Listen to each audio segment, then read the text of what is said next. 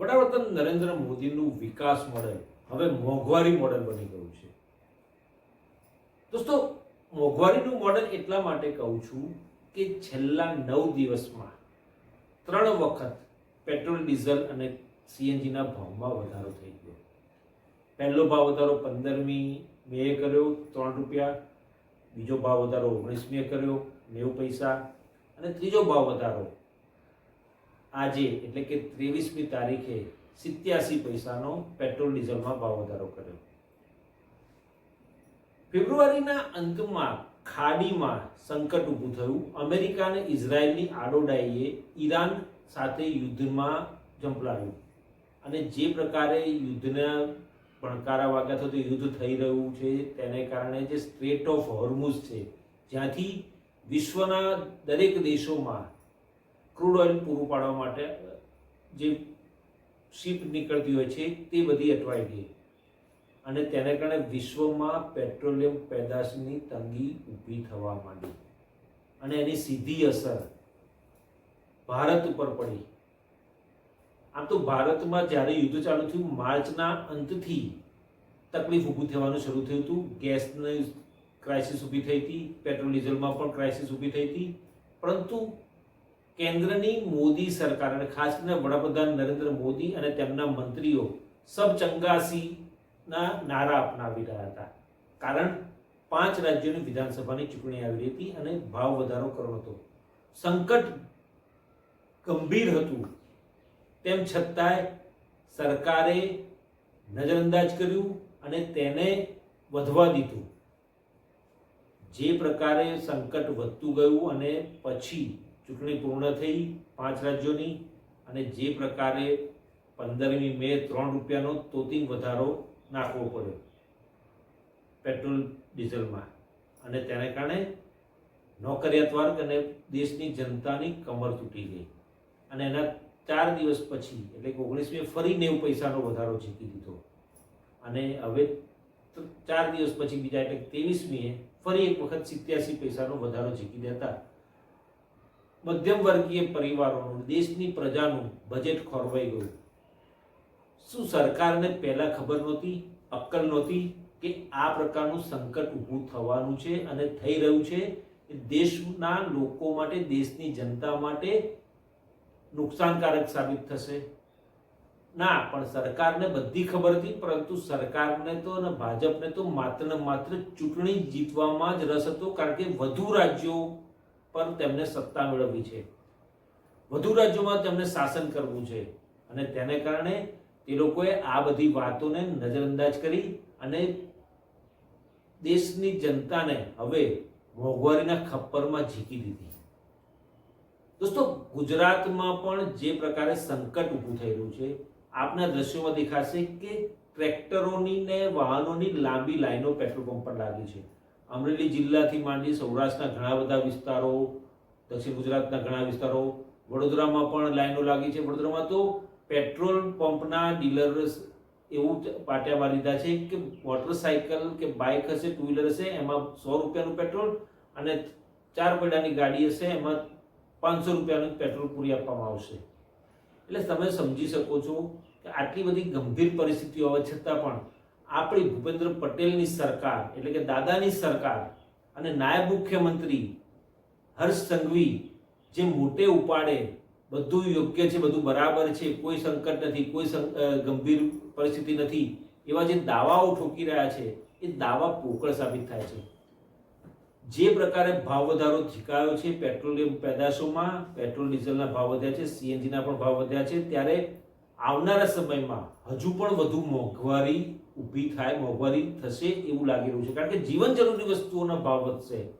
દૂધ, જેમ પેટ્રોલ ડીઝલના ભાવમાં 15મી તારીખે 3 રૂપિયાનો વધારો કર્યો, એ જ દિવસે દૂધના ભાવમાં પણ 1 રૂપિયાનો વધારો કરી દેવામાં આવ્યો. આ જ બતાવે છે કે પેટ્રોલિયમ પેદાશની તંગી ઊભી થઈ રહી છે અને તેને કારણે લોજિસ્ટિકમાં પણ, ટ્રાન્સપોર્ટેશનમાં પણ જે તકલીફો ઊભી થવાની છે અને તેને કારણે દરેકે દરેક જીવન જરૂરી ચીજ વસ્તુઓમાં ભાવ વધારો આગામી સમયમાં આવવાનો છે.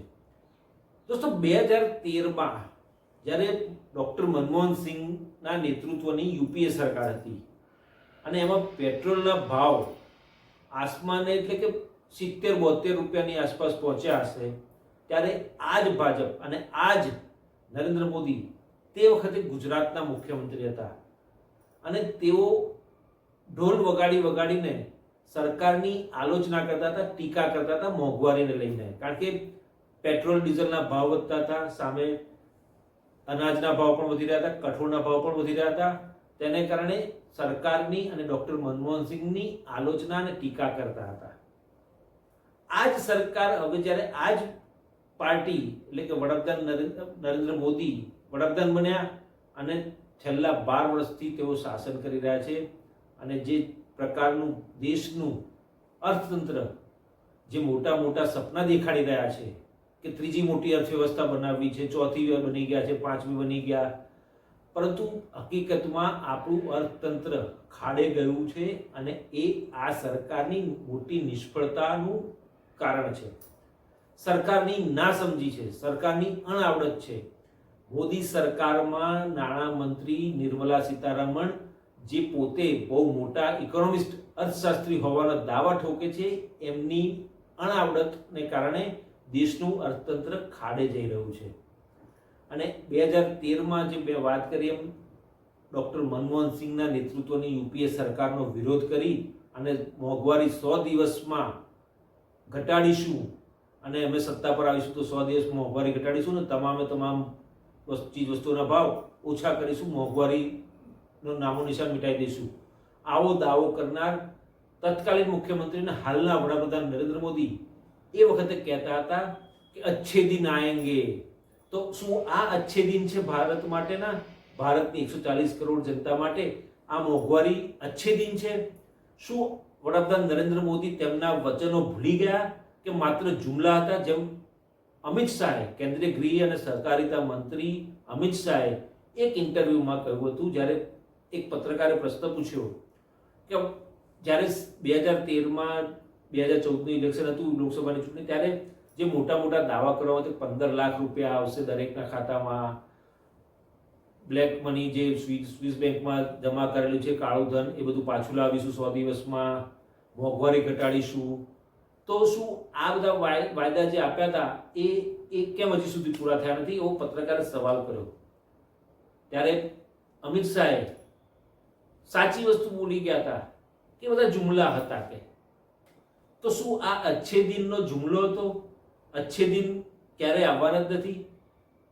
ભારતમાં જે પ્રકારે મોંઘવારી વધી રહી છે અને જે આંતરરાષ્ટ્રીય લેવલ ઉપર ખાડીના સંકટને કારણે જે ક્રૂડ ઓઇલના ભાવ વધ્યા છે, પ્રતિ બેરલ $100 ચાલી રહ્યા છે, ત્યારે યુપીએની સરકાર વખતે પણ આટલા જ ભાવ હતા ડોલરમાં બેરલના ક્રૂડ ઓઇલના. ત્યારે ચોક્કસ એવું કહી શકાય કે એ વખતે 70 થી 75 રૂપિયા લીટર પેટ્રોલ મળતું હતું. પરંતુ આજે આટલા જ પ્રતિ બેરલ જે ભાવ છે ક્રૂડ ઓઇલનો, એમાં 99 રૂપિયા અને 100 રૂપિયાની પાર થતું રહ્યું છે પેટ્રોલ ડીઝલ. ત્યારે આ આપણી દેશની જનતા માટે અચ્છે દિન ભાજપ સરકાર અને ખાસ કરીને વડાપ્રધાન નરેન્દ્ર મોદીની દ્રષ્ટિએ આ અચ્છે દિન છે.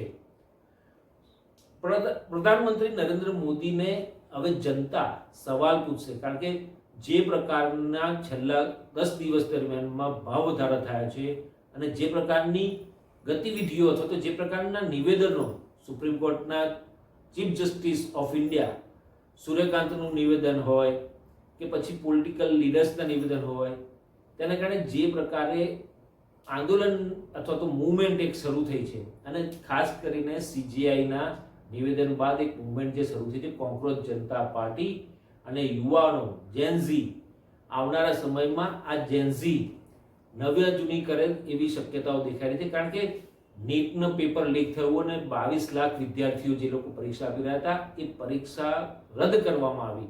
22 લાખ વિદ્યાર્થીઓનું ભાવિ અંધકારમય થઈ ગયું. ત્યારે આ જ બેશરમ સરકાર, વડાપ્રધાન નરેન્દ્ર મોદીની બેશરમ સરકાર અને તેમના બેશરમ શિક્ષણ મંત્રી એક વખત પણ એવું નૈતિક જવાબદારી સ્વીકારીને રાજીનામું આપવા માટેની તૈયારી નથી બતાવી. અને આ જેનઝી હવે શિક્ષણ મંત્રી ધર્મેન્દ્ર પ્રધાનનું રાજીનામું માંગી રહી છે. એવી રીતે આવનારા સમયમાં પ્રજા જાગશે, 140 કરોડની જનતાની જે વાત કરે છે વડાપ્રધાન નરેન્દ્ર મોદી, એ જ જનતા જાગશે અને એ જનતા આવનારા સમયમાં આ સરકારનું રાજીનામું માંગી લે અથવા તો સરકારને ઉથલાવી દે તો નવાય નહીં. મિત્રો, આ વિડીયો કેવો લાગ્યો જરૂરથી લાઈક કરશો, શેર કરજો, કોમેન્ટ કરજો અને હા, ડિજિટલ દર્પણને સબસ્ક્રાઇબ અચૂક કરશો.